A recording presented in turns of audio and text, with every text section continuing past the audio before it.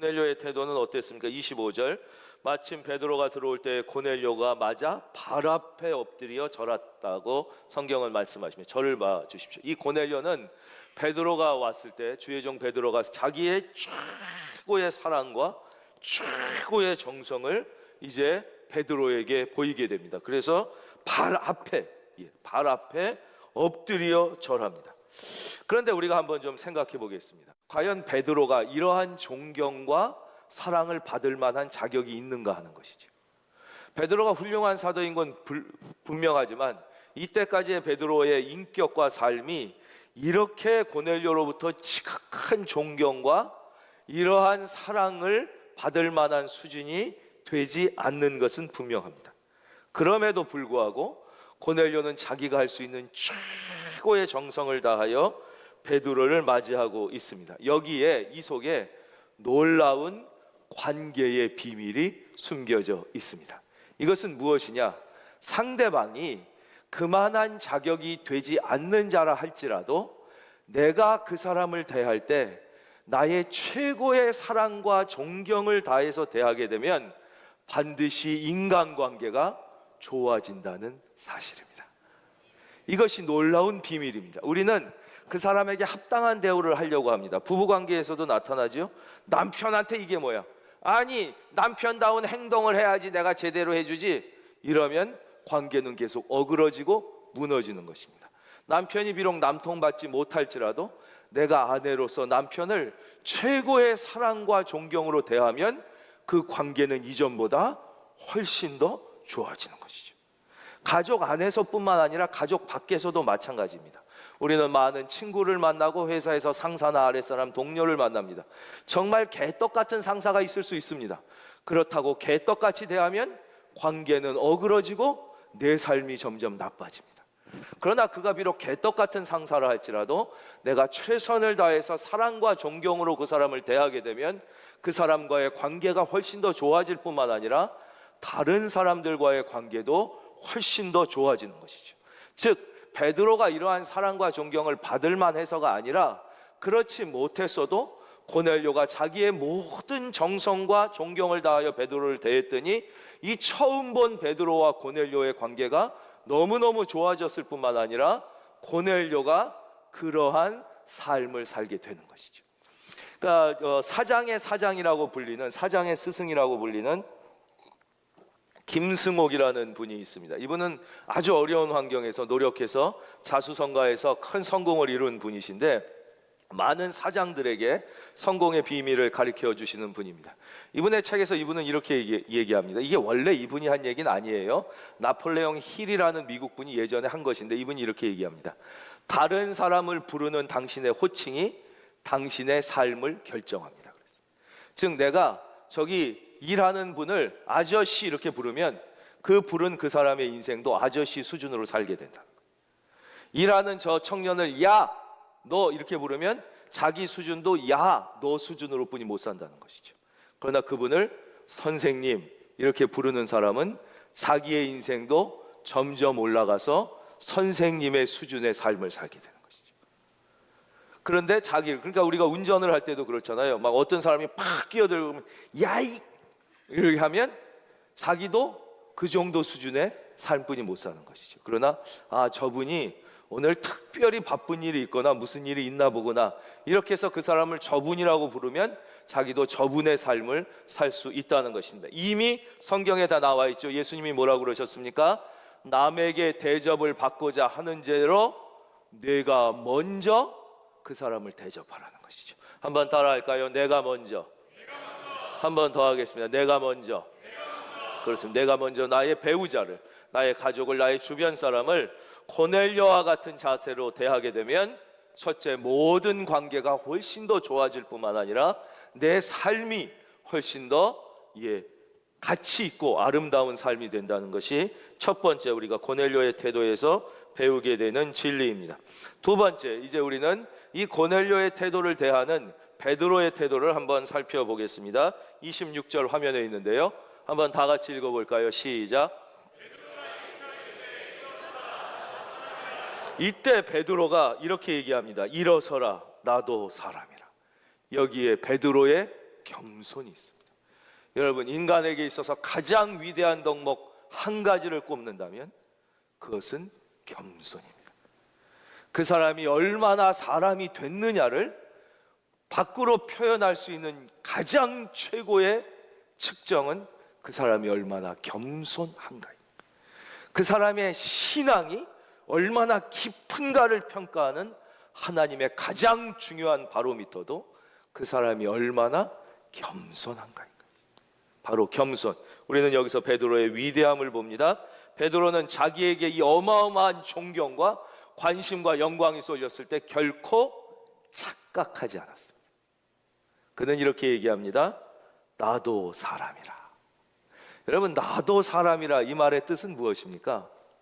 나도 똑같은 죄인이란 뜻입니다. 나도 똑같은 죄인. 그 사람이 어떠한 권력을 가졌던, 어떠한 권력과 부와 혹은 엄청난 지식과 사회적 위치와 BTS 같은 막 엄청난 나우나 같은 인기를 가졌다 할지라도 다 우리는 똑같이 하나님 앞에 죄인일 뿐입니다. 이것을 늘 인식하고 고백하는데 사람의 사람됨이 있고 신앙인의 신앙인됨이 존재하는 것이죠. 한번 우리 가슴에 손을 얹고 같이 해볼까요? 나도 죄인입니다. 우리 조금 더 크게 하겠습니다. 나도 죄인입니다. 그렇죠. 근데 많은 사람들이 여기서 착각을 해요. 엄청나게 성공하거나 무슨 돈을 갖게 되거나 높은 지위에 올라가거나 인기가 많아지면 자기가 특별한 존재가 된 것으로 착각함으로 그 인생의 끝이 비참해지는 것이죠. 역사는 우리에게 분명하게 말씀합니다. 어떤 권력과 돈과 부와 인기를 가진 사람도 하나님의 영광을 가로챈 모든 인간의 최후는 반드시 비참했다는 것. 그 어떤 인간이라 할지라도 영광은 오직 하나님 한 분만이 받으실 수 있는 것이에요.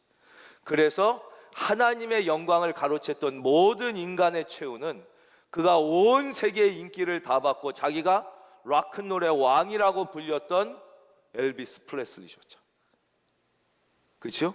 하나님께 영광을 올리지 않고 그 영광을 가로챘던 모든 사람의 끝은 반드시 비참했음을 역사는 우리에게 알려주고 있죠. 그래서 죄송하지만 대부분 대통령의 위기가 여기에 있습니다. 대통령은 국민이 이제 투표를 해가지고 국민으로부터 5년이라는 한시적인 시간 동안 권력을 위임받은 거예요. 모든 주권은 국민에게 있고 모든 권력은 국민으로부터 나옵니다. 근데 대통령이 되면 1, 2년 정도는 대부분 그렇게 생각을 하시죠. 그래, 자기도 며칠 전까지만 해도 똑같이 국민이었고 막 국민한테 큰절하면서 나 좀 뽑아 주십시오, 막 시키는 대로 잘하겠습니다, 막 이러니까 돼도 자기가 국민이었다는 것을 압니다. 근데 문제는 1년, 2년이 지나고 한 3년 정도 되면 그것을 망각하는 것입니다. 여기에 대통령의 위기가 있고 모든 대통령의 실패가 있습니다. 그래서 그때부터는 권력이 내 건 줄 알아요. 내 거기 때문에 내 뜻대로 해야 된다고 생각하면서 결국은 다 실패하고 안 좋은 상태로 끝을 맺는 것이죠. 우리 인간의 어리석음이 똑같습니다. 우리의 모든 생명은 하나님이 주신 것입니다. 우리의 모든 시간과 우리의 지혜와 우리의 위치와 돈과 모든 것은 잠시 동안 하나님이 나에게 맡기신 거예요. 국민은 왜 그 대통령에게 권력을 맡겼습니까? 국민의 뜻대로 국민을 섬기라고 맡긴 것입니다. 하나님은 우리에게, 우리 중에 내가 태어나고 싶어서 태어난 분이 아무도 없잖아요. 대통령은 하고 싶어서 인사라도 했지. 우리는 하나님한테 달라고 그런 것도 아니고 노력한 것도 없지만 하나님께서 우리에게 생명을 주시고 시간을 주시고 육체를 주시고 모든 것을 다 주셨어요. 주신 이유는 오직 하나입니다. 이 땅에 사는 대통령은 5년, 우리는 한 7, 80년 되겠죠? 이 짧은 시간에 너에게 맡긴 그것을 가지고 하나님을 섬기고 이웃을 섬기는 데 사용하라고 줬는데 인간이 하는 착각이 똑같다니까요. 이게 내 건 줄 알아요. 내 시간이 내 건 줄 알고 내 돈이 내 건 줄 알고 내 건강이 내 건 줄 알고 나를 위해서 다 쓰는 것이죠. 똑같이 하나님께서 맡기신 것을 이 대통령의 착각처럼 우리도 착각하고 삶으로써 인생의 대부분의 비극이 여기서 오는 것입니다. 저는 여러분이 그런 바보가 아니기를 바랍니다. 왜 하나님께서 나에게 이 건강과 시간과 생명을 맡기셨는지를 알고 그 맡겨주신 그분의 뜻을 늘 살피고 물으며 살아야만 우리는 비극적인 인생의 끝을 당하지 않을 수 있는 것이죠. 여기서 우리는 또 이 베드로가 거기서 착각하지 않고 그들에게 나도 똑같은 죄인이라고 고백하며 겸손의 모습을 보였던 이 위대함에서 인생에서 절대 착각하지 말아야 할 것들, 우리 인생을 비참하게 하는 착각들, 결정적인 착각 세 가지를 더 살펴보려고 합니다. 많은 사람들이 하는 아주 심각한 착각 중에 첫째는 잘 나갈 때 내가 계속 잘 나갈 것이라고 착각한다는 것이죠.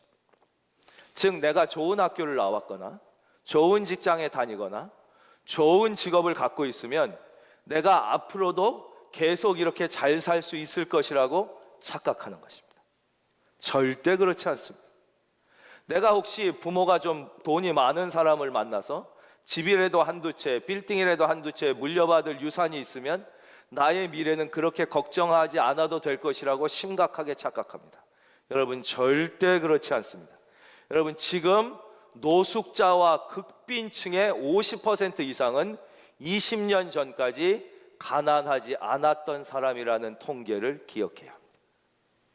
지금 우리가 돕는 노숙자와 극빈층인 사람의 반 이상이 20년 전에는 노숙자나 극빈층이 아니라 중류층 이상의 삶을 살던 사람이었습니다.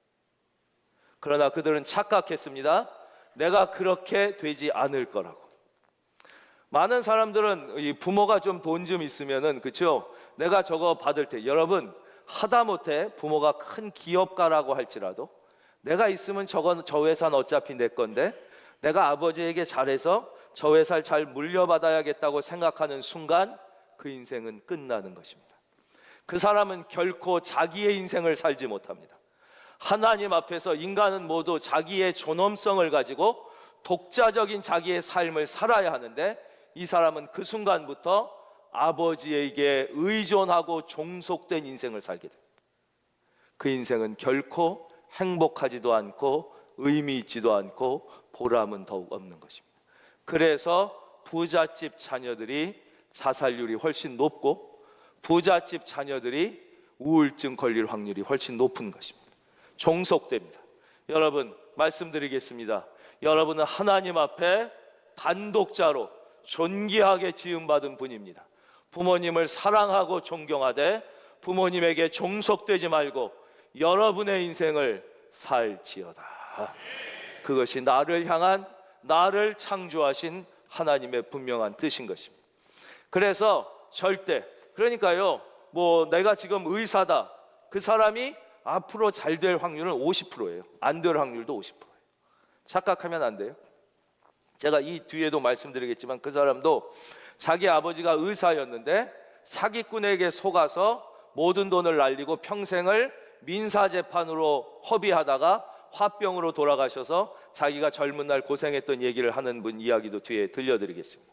결코 오늘의 나의 직업이나 직장이나 재산이 나의 미래를 보장하는 것이 아닙니다. 여러분의 미래는 오직 하나님의 손안에 있는 것입니다. 여러분 하나님 앞에 온전히 주의를 성수하여 하나님 앞에 믿음의 신뢰를 보이고 하나님이 주신 모든 것 중에 최소한 10분의 1을 온전하게 하나님께 드려 하나님이 복을 쌓을 곳이 없도록 부으시는지 안 부으시는지 하나님을 시험하여 하나님 앞에 의리를 지키시기를. 할렐루야. 이건 최소한의 의리거든요. 여러분 생각해 보십시오. 하나님이 나에게 생명을 주시고 모든 시간을 다 주신 다음에 일주일에 하루만 나를 위하여 드리라고 그랬는데 다 주셨는데 그 일주일에 하루를 못 드리고 그거를 돈을 벌거나 나 재밌는 거 하려고 하니 그게 기본적으로 그게 의리가 있는 인간이냐고요. 그런 인간에게 하나님이 뭐를 믿고 맡길 수 있겠냐고요. 다 주고 생명을 시간을 다 주고 7분의 1만 나한테 갖고 오라고 그래도 안 하는 그런 배신자에게 진짜 하나님이 사랑이 많으시니까 그렇지 여러분 같으면 어떻겠냐고요. 나에게 모든 먹고 살 수 있는 모든 물질을 다 주시고 7분의 1, 10분의 1은 내 것이니 그것을 온전히 11조로 드리라고 그랬는데 그것도 띄어먹고 안 드리는 사람을 어떻게 하나님이 믿고 그 사람에게 그 뒤에 뭔가를 드리겠냐 하는 것이에요. 입장을 바꿔놓고 여러분이 한번 생각해 보세요. 하나님이 너무너무 사랑이 많으시니까 그렇지. 이것은 믿음의 문제인데 이걸 인간적인 말로 바꾸면 이건 기본적인 의리의 문제예요. 기본적인 의리. 하나님과 나와의 최소한의 도의의 문제라는 것이죠. 도의의 문제. 그것도 안 하면서 그 사람이 어떻게 그 사람이 신의를 지키고 살 수 있는 것을 어떻게 할 수 있겠어요? 오늘 우리가 부른 찬양도 있잖아요. 그렇죠? 주를 신뢰하며 걷는 자에게 그의 하나님이 일하시는 것을 우리가 알아야 되는 것입니다. 두 번째, 많은 사람들이 하는 심각한 착각은 내가 지금 아주 형편이 나쁘고 안 되기 때문에 앞으로도 계속 가난하거나 안 될 것이라는 착각입니다. 이것 또한 아주 심각한 착각이죠. 나는 가난한 집에서 태어났기 때문에, 나는 좋은 학교를 나오지 못했기 때문에, 나는 좋은 직장에 다니지 못하기 때문에, 나는 지금 막노동을 하기 때문에 나의 인생도 나의 자녀의 인생도 앞으로 계속 힘들 것이라는 아주 심각한 착각으로 이게 사탄이 속이는 것이거든요. 속아 넘어가서 스스로와 자녀의 미래를 불행하게 만드는 것입니다. 다시 한번 통계를 인용하겠습니다. 오늘날 대한민국뿐만 아니라 전 세계에서 잘 사는 사람, 소위 말해서 성공하고 부를 이루었다고 하는 사람의 70%는 30년 전에 부자가 아니었다는 사실을 꼭 기억해야 합니다. 지금 전 세계 인구 중에 성공하고 그 이제 기준이 있죠. 뭐 제가 거기서 그걸 지금 그 기준에 성공하고 부를 이뤘다고 하는 사람의 70%는 30년 전에 결코 부자가 아니었으며 놀랍게도 50%는 30년 전에 가난한 축에 속했다는 사실. 안 될 때, 그러니까 지금 대한민국에서도 사회적으로 성공했거나 부를 이룬 사람의 절반 50%가 과거에 가난한 집 출생이거나 가난했다는 것이에요. 그리고 목사님 그것은 옛날 얘기지 지금은 시대가 바뀌었습니다라고 얘기하는데, 그렇다면 여러분 1970년대 80년대 신문을 찾아서 읽어보십시오. 그때의 기사가 오늘의 기사와 날짜만 가리면 얼마나 그렇게 똑같은지 모릅니다. 집값이 미친 듯이 폭등하고 청년들이 취업이 되지 않고 앞길이 막막해서 이제 끝났다는 기사가 신문마다 도배를 하고 있습니다. 1970년대와 80년대 신문 기사를 다시 한번 찾아 읽어보십시오. 오늘날 젊은이와 전혀 다르지 않은 것이에요. 저는 제가 태어났을 때 너무 인구가 많아가지고 고등학교 가기도 제일 힘들었고 대학 가기도 제일 힘들었고 제일 비극적인 시대라고 그랬습니다. 그러나 지나고 보니까 제 시대처럼 축복받은 시대가 없어요. 여러분, 모든 인생은 다 자기 세대만이 지어야 할 십자가가 존재합니다. 그러나 그 십자가를 기쁘게 지고 어두운 쪽이 아니라 밝은 쪽을 바라보며 하나님께서 내게 주신 소명을 찾아 최선을 다할 때 하나님은 결코 그 사람을 포기하지 않고 그 사람을 이끌어 주심을 믿기를 바랍니다. 두 번째 심각한 착각은 무엇이냐? 내가 지금 가난하거나 못 배웠다고. 그래서 대한민국을 보시면 알잖아요. 모든 학벌 좋은 사람이 들어가고 싶어하는 회사는 다 학벌 나쁜 사람이 세운 회사예요. 현대, 삼성, LG, SK 창업자가 어느 대학 나왔는지 대학 다 못 나왔어요. 그때 다 대학 못, 그때도 대학 나온 사람이 있고 대학 있었고 교수 다 있었어요. 그렇죠? 다 대학도 못 나오고 이름도 없는 학교 나온 사람이 세운 회사에 최고의 대학 나온 사람들이 다 들어가고 싶어서 줄 서는 거라는 거예요. 그러니까 절대 내가 나쁜 학교를 나왔거나 공부를 많이 못했거나 부모가 가난해서 앞으로도 가난할 것이라는 것은 사탄의 속임수예요. 여러분의 생사화복은 하나님의 손에 있음을 믿고 하나님 앞에 믿음의 의리를 지켜야 돼요. 내가 목에 칼이 들어와도 주일은 하나님 앞에 온전히 드리리라. 내가 굶어 죽는 한이 있어도 하나님 앞에 온전한 약속 11조를 드리리라. 드리리라. 아이 목사님 안 드려도 이렇게 어려운데 어떻게 드리고, 안 드려서 어려운 거예요. 안 드려서. 이 얘기는 좀 안 하고 싶어요. 저도. 예. 하나님이 가난합니까? 우리 교회는 돈 너무 많아가지고 다 쓸 데가 없다니까요. 예. 그래서 계속 외부 도와주시는 거 보세요. 하나님은 돈으로 일하시는 분이 아니란 말이에요. 그런데 하나님께서 제가 얘기하면 안 믿으니까 말라기 3장을 또 화면에 띄워주세요. 3장 여러분이 읽겠습니다. 시작.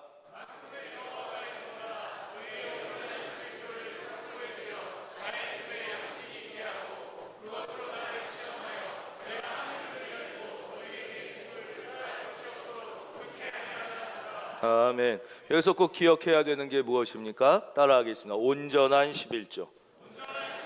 온전한 11조를 들어야 돼요. 내 나름대로의 거짓 11조를 드리면 안 돼요. 안 드리는 것보단 낫지만 하나님께서 우리에게 원하시는 것은 진실입니다. 진실.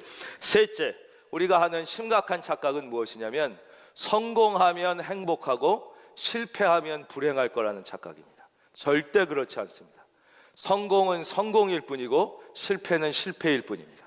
또 하나의 통계를 말씀드리겠습니다. 이혼한 부부에게 조사했습니다. 당신이 처음에 결혼할 때 원하는 배우자와 결혼했느냐, 원치 않는 배우자와 결혼했느냐, 확률은 똑같았습니다.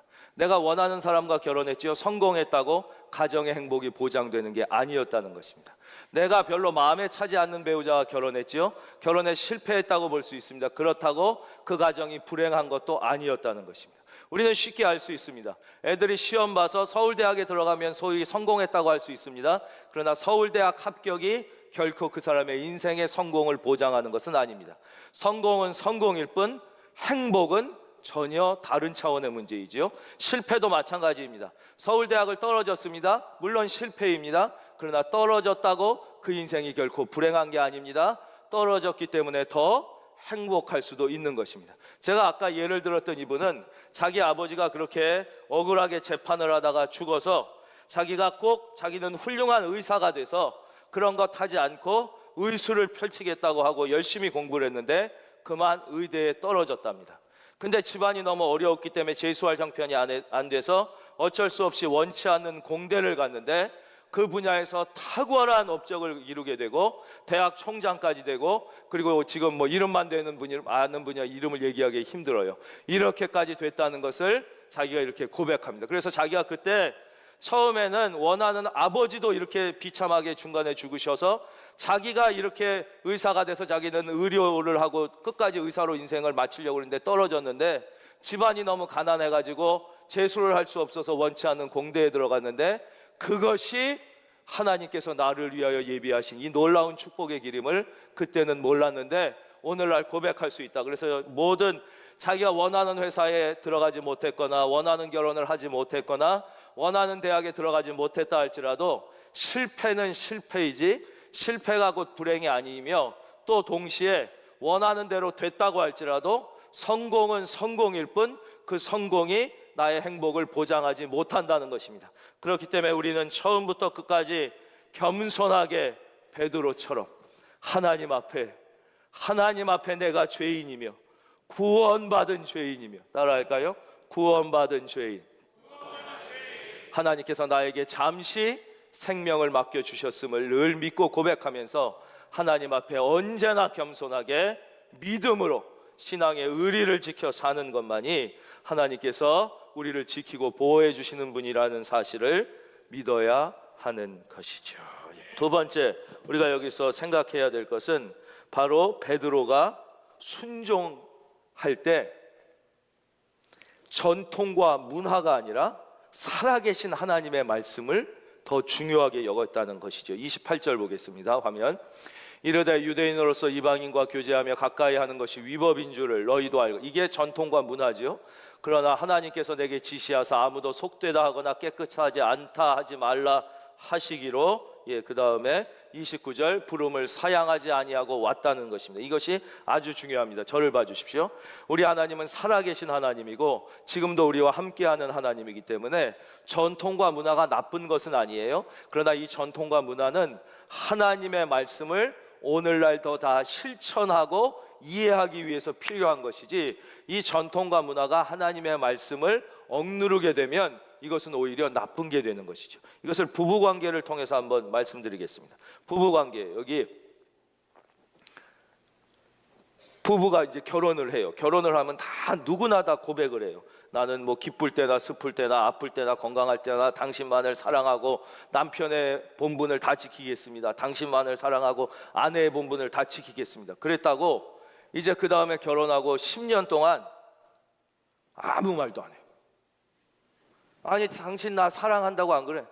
10년 전에 했잖아. 아무 말도 안 해. 아무 대화가 없어. 대화가 없어. 옛날에 했는데 뭐 30년이 됐어. 당신 30년 전에 했잖아. 아무 말도. 이런 부부를 무슨 부부라고 그래요? 위기의 부부라고 그러는 거예요. 30년 전에 한 게 중요한 게 아니라 오늘 아침에 또 해야 돼요. 애가 태어나도 또 당신과 결혼한 게 얼마나 하나님께 감사한지 몰라. 손자 손녀가 태어나도 당신께 이런 가정을 꾸렸으니 얼마나 기쁜, 이런 고백을 계속하는 부부가 이게 부부 생활이지. 30년 전에 결혼식 날 한 번 했다고 한 얘기를 뭐하러 또 하냐? 마찬가지예요. 신앙생활이란 무엇이냐? 내가 한 번 예수 믿고 한 번 은혜 받고 한 번 성경 읽고 한 번 믿음 고백했다고 끝나는 게 아니에요. 신앙생활이란 날마다 하나님께서 나에게 새롭게 말씀하시는 그 음성을 듣고 나도 기도로 매일매일 하나님께 대화하는 것, 여러분들이 그렇게 사시기를 바랍니다. 그렇지 않는 것을 신앙의 위기라고 그러는 거예요. 신앙의 위기. 그래서 성경은 뭐라고 말씀하시냐면 눈을 만드신 분이 보지 아니하시겠냐. 여러분, 하나님이 여러분을 가까이서 보고 계심을 믿으십니까? 예. 그 다음에 뭐라고 그래요? 귀를 만드신 분이 듣지 아니하시겠냐. 하나님은 우리의 기도를 들으신다는 거예요. 세 번째, 입을 만드신 분이 말씀하지 아니하시겠느냐. 하나님은 오늘 이 시간도 이 설교를 통하여 여러분에게 말씀하고 계심을 믿을지어다. 나의 영혼에 말씀하고 계십니다. 이걸 조금 한 걸음 더 깊이 들어가겠습니다.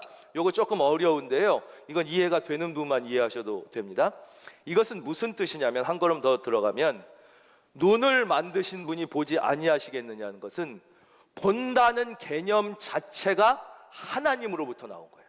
하나님께서 보시는 분이기 때문에 우리에게 볼 수 있는 눈을 주신 거예요. 먼저 하나님이 보시는 분이라는 것을 알아야 돼요. 그렇기 때문에 눈을 만드신 분이 보지 아니하시겠느냐는, 내가 내 눈으로 오늘 살아있는 내 아내와 남편과 자녀를 보는 것보다 하나님이 나를 더 자세히, 할렐루야, 보고 계신다는 것이에요. 이것이 실존적 의미예요. 다 보겠어요. 귀를 만드신 분이, 여러분, 듣지 못하는 분들은 그 개념이 없는 것이에요. 듣는다는 개념을 이해할 수 없지요. 하나님이 먼저 들으시는 개념이 있으신 것이죠. 그래서 하나님을 닮게 우리에게 들을 수 있게 해주신 것이에요. 그러니까 여러분, 사람이 얘기하면 듣지요. 마찬가지로 하나님은 우리가 기도할 때 우리가 옆 사람의 얘기를 듣는 것보다 더 자세히 듣고 계심을 믿으시길 바랍니다. 입도 마찬가지예요. 하나님께서 그래서 이거는 인간에게만 주셨잖아요. 예. 우리 인간은 하나님의 형상을 따라 만들었어요. 모든 동물들은 언어가 없어요. 아무리 똑똑한 침팬지도 의사소통을 해도 깨깨 깍깍 이런 걸로 하지 언어가 존재하지 않습니다. 아무리 똑똑한 IQ 100의 개도 멍멍 그래가지고 하는 거지, 언어는 인간에게만 주신 것이에요. 말씀. 왜냐, 하나님이 말씀하시는 분이기 때문에 하나님을 가장 많이 닮은 이 땅의 창조 존재가 인간이에요. 그래서 우리가 말할 수 있다면 하나님은 당연히 말씀하시는 분이에요. 그래서 여러분, 이 시간도 하나님은 성경의 말씀을 기록해 놓고 끝내시는 분이 아니라 이 시간도 나에게 살아서 말씀하시는 분인데, 여러분, 문제는 우리가 그 말씀을 귀 기울여 나의 말씀으로 듣고 가슴까지 내려오느냐, 아니면 여기서 귓등을 스쳐가느냐에 나의 인생의 운명이 결정되는 것임을 여러분 깨닫고, 하나님은 말씀하십니다. 듣고 순종하시길 바랍니다. 마지막으로 살펴볼 결론은, 베드로가 순종을 했는데 어떻게 순종했나 한번 보겠습니다. 29절, 부름을 사양하지 아니하고 왔노라 묻노니 무슨 일로 나를 불렀느냐. 그러니까 베드로가 순종하기는 순종을 했는데 깨달아서 이해가 돼서 순종한 게 아니라 하나님의 말씀이기 때문에 무조건 순종한 거예요. 그러니까 자기가 여기부터 와놓고도 왜 왔는지 몰라. 자기가 기도를 드리고 있는데 하나님께서 환상을 보여주셨어. 무슨 뜻인지 모르겠어. 고민하고 있는데 성령이 음성으로 저 밑에 두 사람이 너를 찾으러 왔으니 두려워하지 말고 가라 그래서 내려가서 순종하여 왔는데 왜 왔는진 몰라요. 자기도 모르면서 왜 왔어요? 하나님이 말씀하시니까 무조건 순종해서. 베드로도 몰랐다는 걸 알아야 돼요. 한경직도 몰라요. 빌리그레함도 몰라요. 아무도 다 알아서 순종하는 사람은 없어요. 모르지만 하나님의 말씀이니까 무조건 순종하는 거예요. 그래서 자기가 와놓고선 뭐라 그래요? 무슨 일로 나를 불렀느냐 그래요.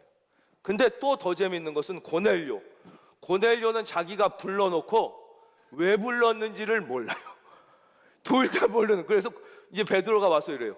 왜 불렀냐? 그랬더니 고넬료가 왜 오셨어요? 그러는 거예요. 보겠습니다. 30절. 고넬료가 이르되 내가 나흘 전 이맘때까지 내 집에서 제 구시 기도를 하는데 갑자기 한 사람이 빛난 옷을 입고 내 앞에 서서 말하되 고넬료야, 하나님이 내 기도를 들으시고 믿으시면 아멘. 내 구제를 기억하셨으니 여러분의 선행과 구제를 하나님이 기억하심을 믿으시면 아멘. 사람을 요바에 보내어 베드로라 하는 시몬을 청하라. 그가 바닷가 무두장이 시몬의 집에 유숙하느니라 하시기로 내가 곧 당신에게 사람을 보내었는데 오셨으니 잘하였나이다. 이제 우리는 주께서 당신에게 명하신 모든 것을 듣고자 하여 다 하나님 앞에 있나이다. 제가요 기도하는데요, 하나님께서 천사를 보내셔서 베드로라는 사람이 있다, 무두장이 시몬의 집에 있는데 불러라. 그래서 제가 순종해서 불렀습니다. 근데 왜 오셨나요? 그런 거예요. 고넬료도 몰라는 거예요.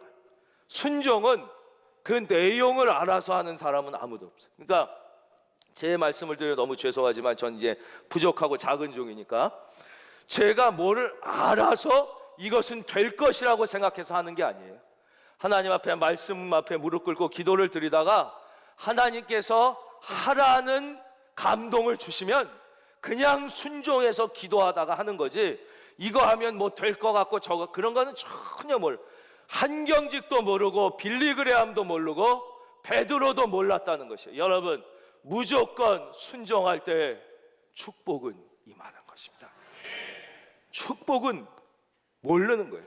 근데 가끔 어떤 사람은 예수님을 믿는데도 거의 없겠지만 점쟁이를 찾아가는 사람이 있단 말이에요. 이런 것을 세상 말로 미치고 팔짝뛸 노릇이라 그러는 거예요. 안 믿는 사람도 참 돌대가리인 거지만 어떻게 예수를 무슨 그건 뭐라 그래요? 결혼할 때 하는 거 궁합을 본다든지. 여러분, 대한민국이 아니라 전 세계에서 자기의 내일을 맞출 수 있는 점쟁이를 단 한 사람이라도 제 앞에 데려와 보십시오. 대한민국이 아니라 전 세계에서 자기의 자녀의 내리를 맞출 수 있는 점쟁이를 단 한 사람이라도 있다면 내 앞에 데려와 보십시오. 그런데 점쟁이를 찾아가 내일을 묻는다고요? 그런 바보 천치가 세상에 어디 있습니까? 하나님이 얼마나 가슴 아파하시겠냐. 하나님은 성경에 분명하게 말씀하십니다. 내일 일은 난 몰라요. 하루하루 살아요. 불행이나 요행함도 내 뜻대로 못해. 왜 그런 줄 아세요? 성경에 써 있잖아요. 지혜 있는 자나 지혜 없는 자나 내일 일을 깨달아 알지 못하게 함으로 하나님 앞에 겸손하게 하셨느니라. 우리가 내일 일을 몰라도 이렇게 교만해서 하나님의 말씀이 아니라 내 고집대로 하려고 그러는데 한번 내일 일을 알아봐. 교만이 하늘을 찔러 다 루시퍼 되는 거예요. 다 사탄 되는 거예요. 다 사탄. 그래서 하나님은 인간으로 하여금 지혜 있는 자나 지혜 없는 자나 내일 일을 모르게 하셨어요. 그러니까 아예 알 생각을 하지 말고 여러분은 오직 나의 운명과 미래는 하나님의 손에 있음을 믿고 하나님 앞에서 믿음의 의리를 지켜 하나님을 감동시키는 인생, 정말 축복의 증인이 되는 인생이 다 되시기를, 믿음의 명문 가문을 이루게 되시기를 주의 이름으로 축원합니다.